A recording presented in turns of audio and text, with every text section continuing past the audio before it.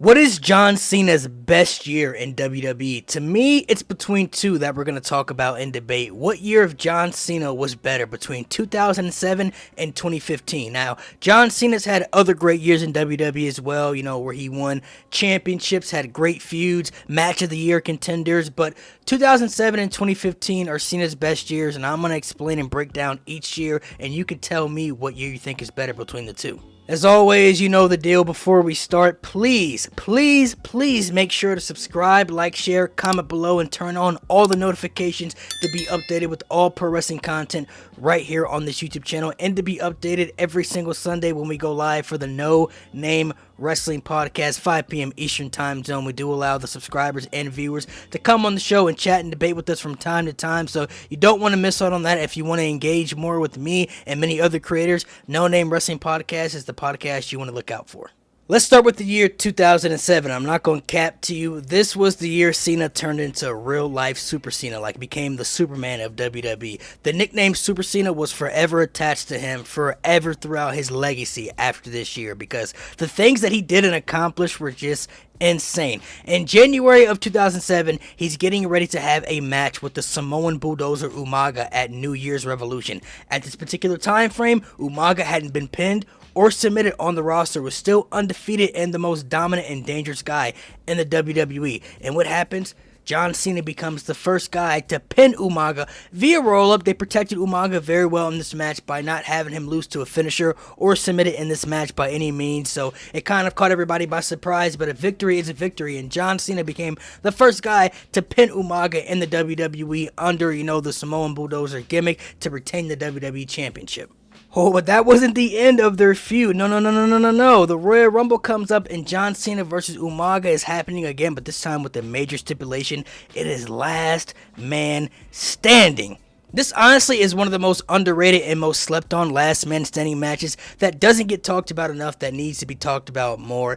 This match just had everything: the physicality, the brutality, the action, the high spots, the anticipation, the unpredictability, like everything you could ask for. And Umaga around this time frame was a beast, man. May he rest in peace. Like, Umaga was just a machine, bro, an absolute machine. But John Cena was just a man on a mission, and he was different around this time frame, bro. Like, John Cena was really like Super Cena at the high top echelon. Finds a way to beat Umaga in the last man standing match, chokes him out with the ring ropes at the end, and I'll never forget the image of John Cena standing in the ring, with his face all bloodied up, the crimson mask, as they would say in pro wrestling, holding up the WWE Championship, but, he's beaten up, he's hurting and everything, but John Cena still got his pride, his courage, his dignity, his honor, and everything. Like, John Cena was just a different man at this particular time frame. Mind you, this is only in the beginning of the year.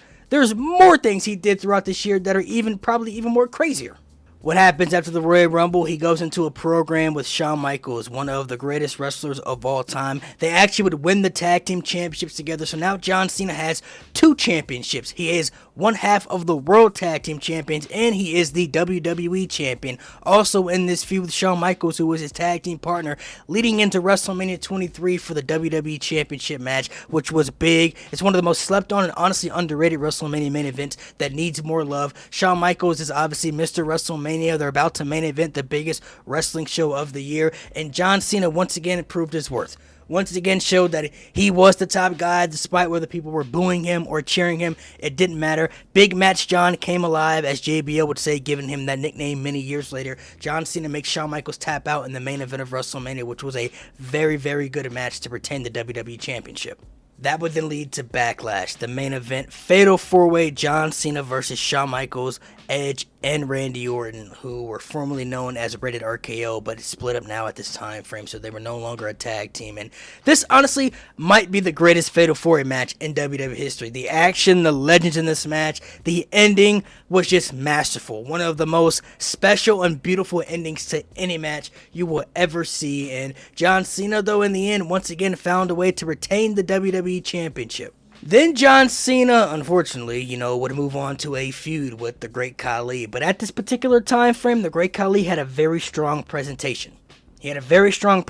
Khali was still unbeaten in WWE at this time. Hadn't been pinned or submitted, been beaten by anybody in WWE, and was getting destroyed Every single week, John Cena was getting destroyed by the Great Khali. Every single week, pretty much, leading up to this match. They even had a random match on Saturday night's main event before their match at Judgment Day, where Khali pinned John Cena and beat him in convincing fashion before their WWE Championship match. Khali walked into this match with the WWE Championship on his shoulder when he wasn't even the champion. John Cena was the ultimate underdog. How can John Cena overcome the 7-foot, plus Great Khali, this monster, this mammoth of a man? How could he possibly take him down? Well, he did. Because he became the first person to make the Great Khali tap out. He made Khali tap out in this match with the STFU. But that would lead to Cena and Khali having another match for the WWE Championship. This time, one night stand where John Cena becomes the first person to pin the Great Khali. So now he became the first person to make Khali tap out and the first person to pin Khali in the WWE when he gave one of the biggest FUs of all time, showing off his strength that John Cena, was like that, man. He's stronger than an elephant, damn near, bro. This man FU'd Khali. It wasn't called the Attitude Adjustment back then. It was still called the FU. So he became the first person to pin Umaga, became the first person to also make Umaga pass out with the STFU, became the first person to pin and submit the Great Khali all in the same year. And because of that, that would lead to a triple threat match on Raw where John Cena fought Umaga and the Great Khali, defending the WWE Championship, where he beat both.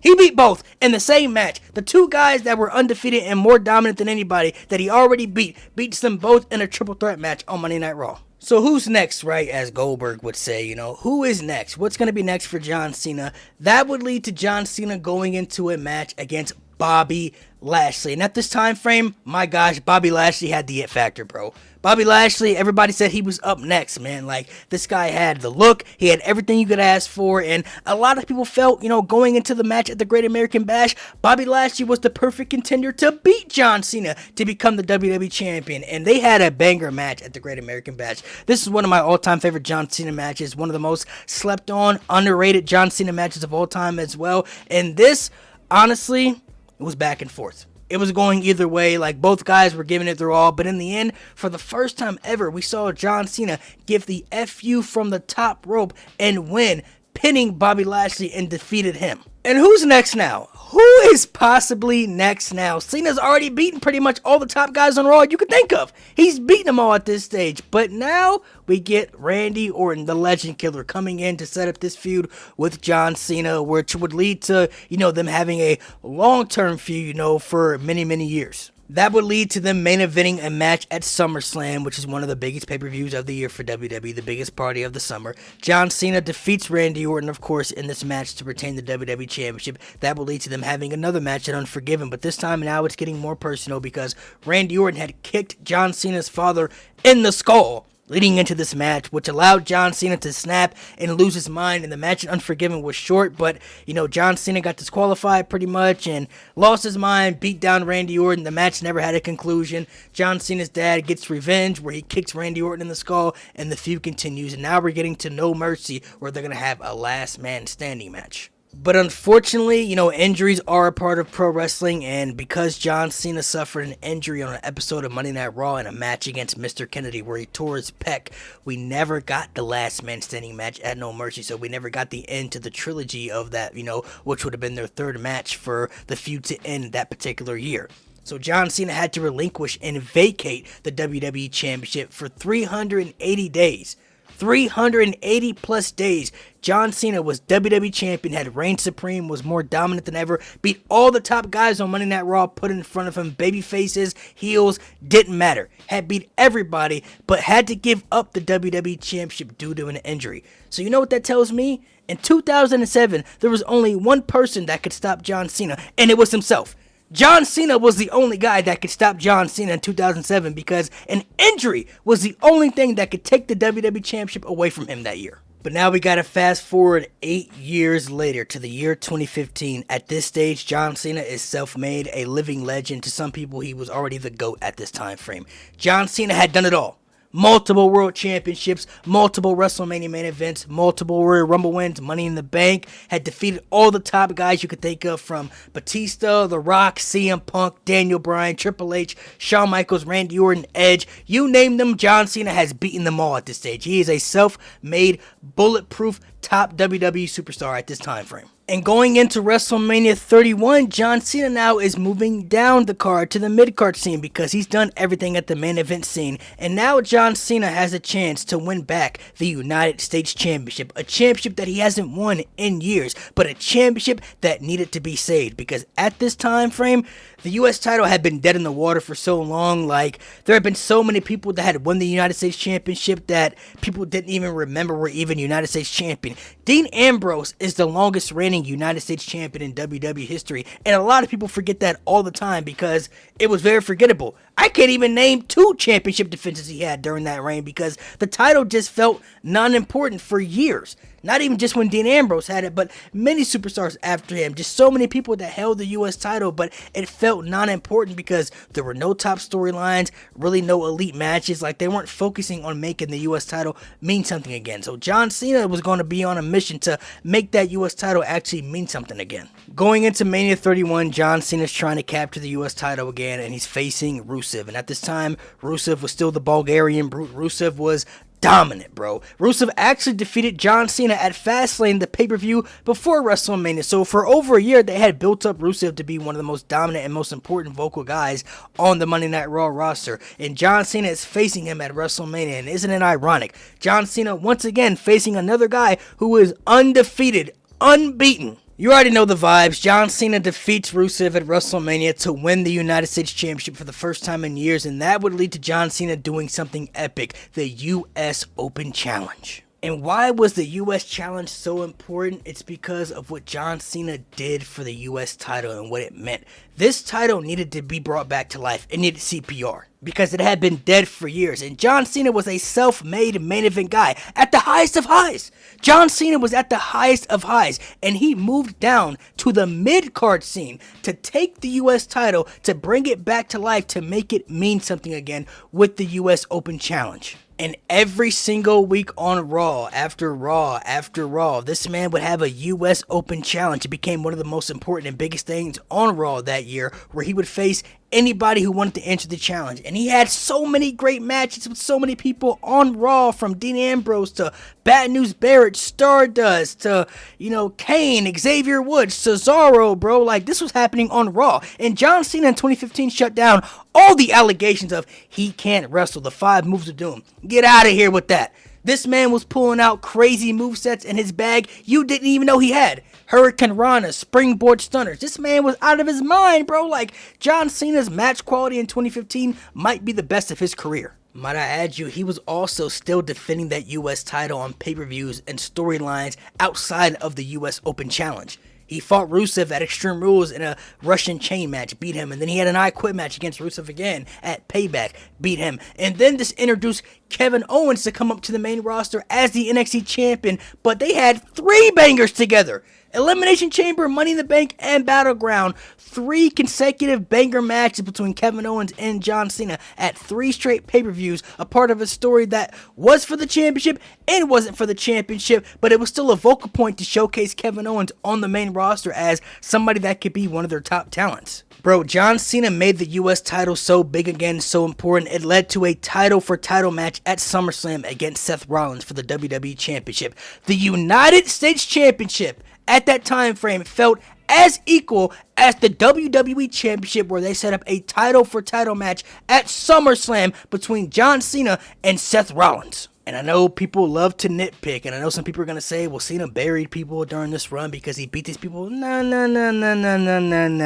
we're not doing that. We're not doing that. We're not nitpicking, man. That's not what the U.S. Challenge meant. That's not what it stood for. The U.S. Open Challenge was to showcase the importance of the United States Championship again because it had been dead in the water for years.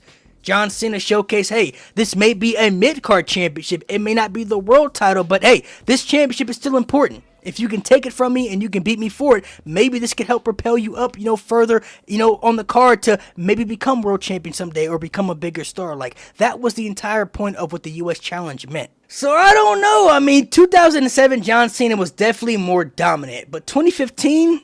John Cena had way better matches in 2015, if you ask me, consistently, especially on Raw and pay-per-views. This guy couldn't have a bad match that year, so match quality goes to 2015, but dominance and presentation goes to 2007, man.